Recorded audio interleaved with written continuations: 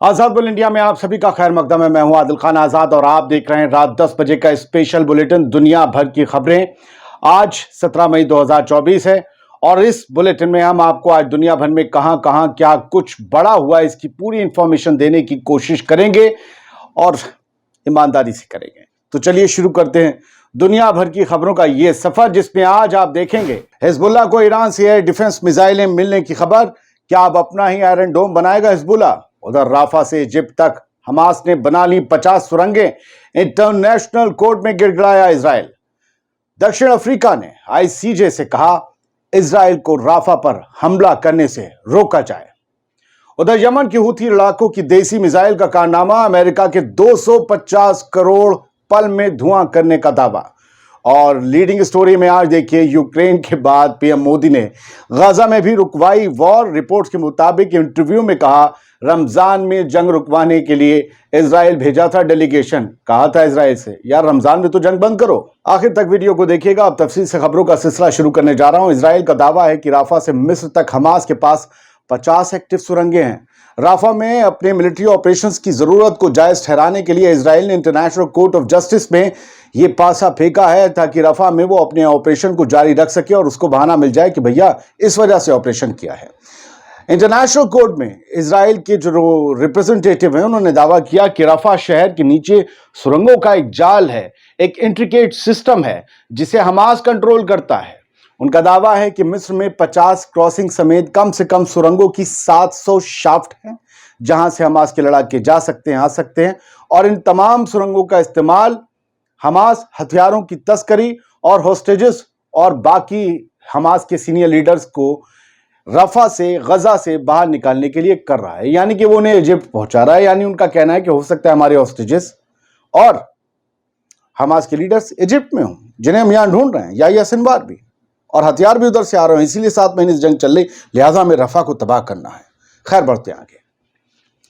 दक्षिण Africa, south Africa ने international court of justice से कहा है कि इजराइल को राफा पर जो अग्रेसिव रुख है उसके रोकने के लिए मजबूर करना चाहिए, उसे रोकना पड़ेगा।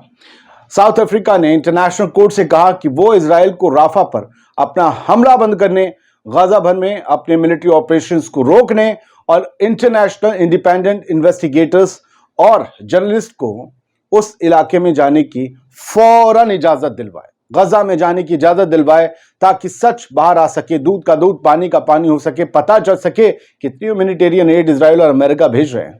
अगर अदालत अब कार्रवाई नहीं करती है तो गजा में एक फलस्तीनी समाज के जो कहते हैं ना कि फिर से बनाने की पूरी उम्मीद खत्म हो जाएगी और लोगों की जिंदगी ऐसे तबाह होगी जो एक नजीर बन जाएगी जिस पर दुनिया हमें आने वाली नस्लें गोसा करेगी। साउथ अफ्रीका ने इंटरनेशनल कोर्ट में कहा कि इजराइल चाहे कोई भी हो, चाहे उसके पीछे कोई भी हो, इंडिपेंडेंट इन्वेस्टिगेटर्स की जांच को रोक नहीं सकता।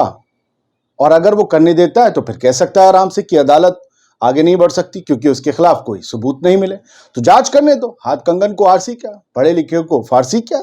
अब रूस और चीन के हवाले से खबर। दोनों के बड़े leaders Vladimir Putin, Xi Jinping कल मिले। 2 दिन की मुलाकात है। रूस के प्रेसिडेंट पुतिन ने अब यह कहा है कि हम चीन के साथ मिलकर हैवी साइज मिलिट्री हेलीकॉप्टर बनाएंगे, शायद दुनिया का सबसे बड़ा मिलिट्री हेलीकॉप्टर होगा। और हाल ही में हम एक भारी हेलीकॉप्टर डिजाइन करने पर एक जॉइंट प्रोजेक्ट पर काम कर रहे हैं या चर्चा कर रहे हैं और हम इसमें कामयाब होंगे।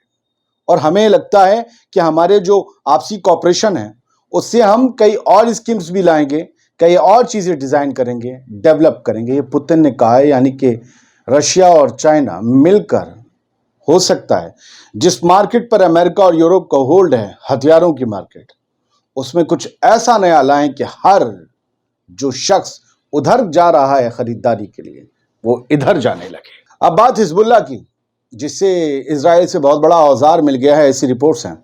कथित तौर पर कहा जा रहा है कि हिजबुल्लाह को हाल ही में ईरान से लंबी दूरी के एडवांस सैयद 2 एयर डिफेंस मिसाइलों की एक बड़ी खेप हासिल हुई है जो फाइटर जेट्स और किसी भी तरह की मिसाइलों और दुश्मन के ड्रोन्स को मार गिराने की कुव्वत रखती हैं। कुछ भी हो जाए आसमान में धुन जाएगी, बूम नीचे।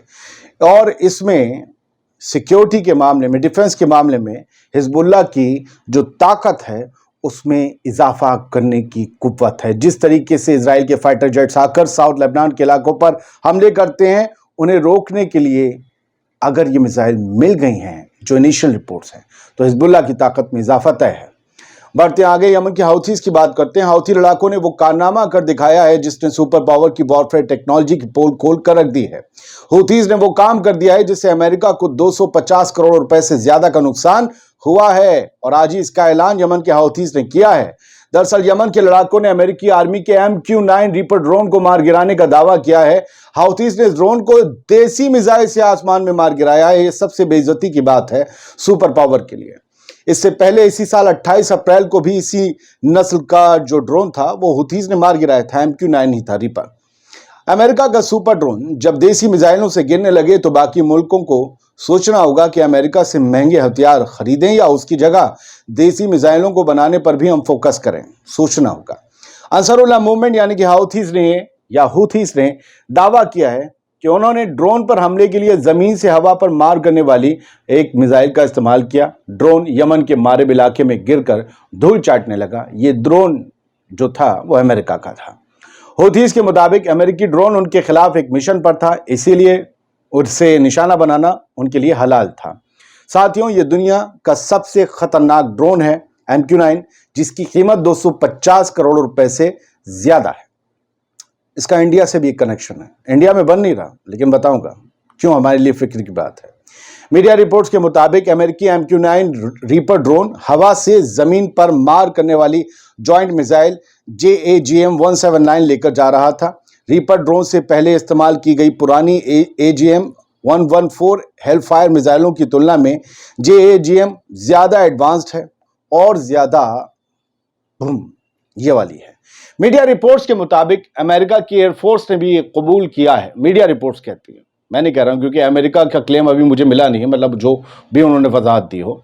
उन्होंने कबूल किया है कि उसका MQ-9 ड्रोन यमन में एक्सीडेंट में गिरा है। ज्यादा जानकारी उन्होंने भी नहीं दी, ये मीडिया रिपोर्ट्स बताती हैं। अच्छा, भारत के लिए फिक्र का सबब क्यों है ये वाला मामला? असल में हूथीज के MQ-9 रीपर ड्रोन मार गिराने के बाद भारत में फिक्र बढ़ना लाजमी है। हूथीज ने, अंसारुल्लाह मूवमेंट ने जिस रीपर ड्रोन को मार गिराया है, उसी क्लास के ड्रोन भारत अमेरिका से खरीद रहा है।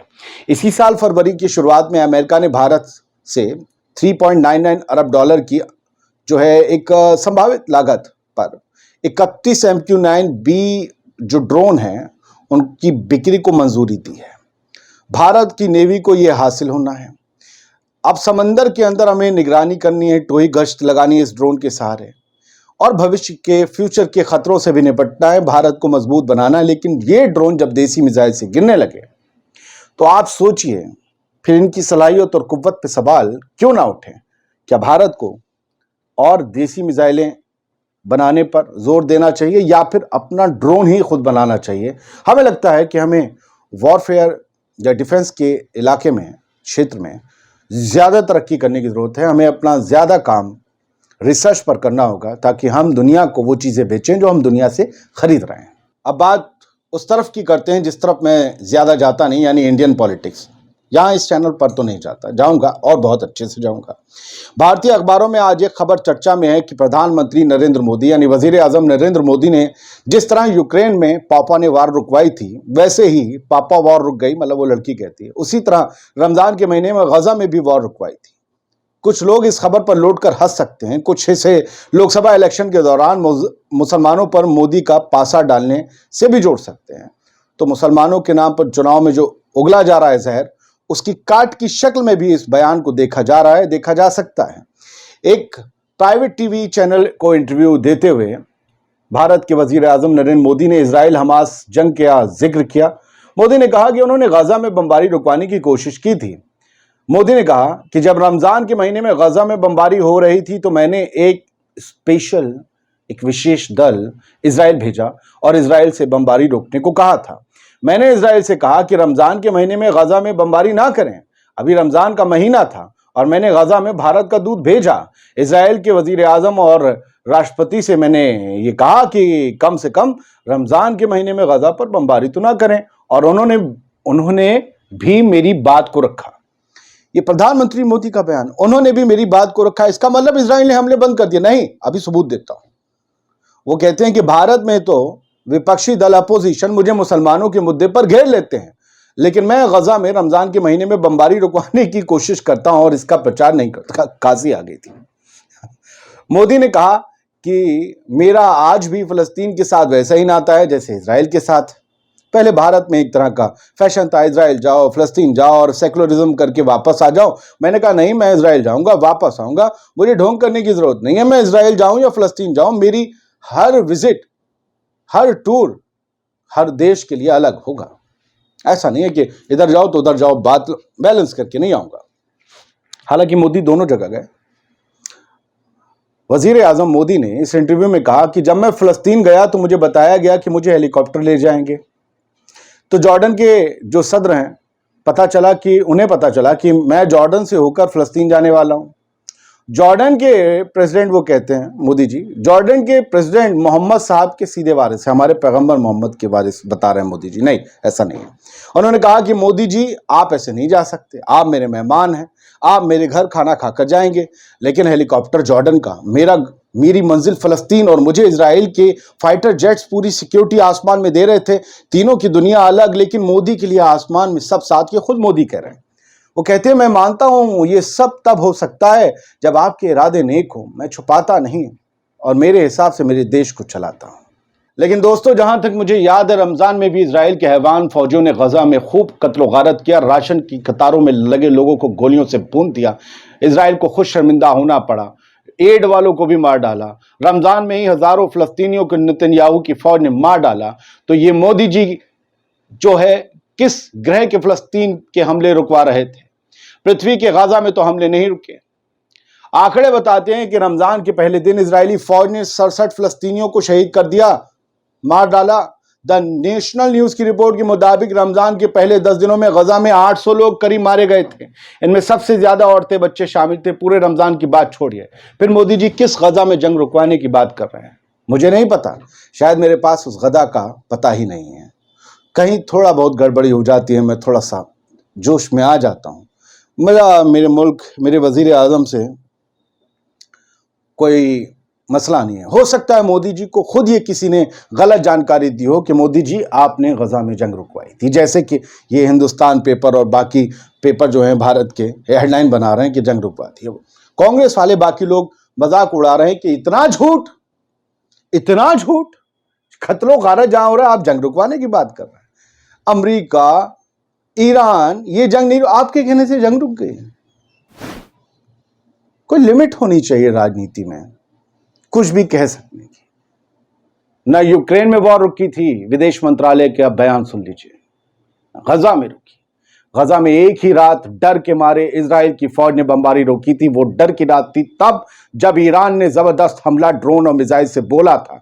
सिर्फ इन 220 से ज्यादा दिनों में एक ही बार इजराइल ने बम रोके, वो भी जब उनकी हालत खराब हो गई और कोई नहीं रुकवा पाया।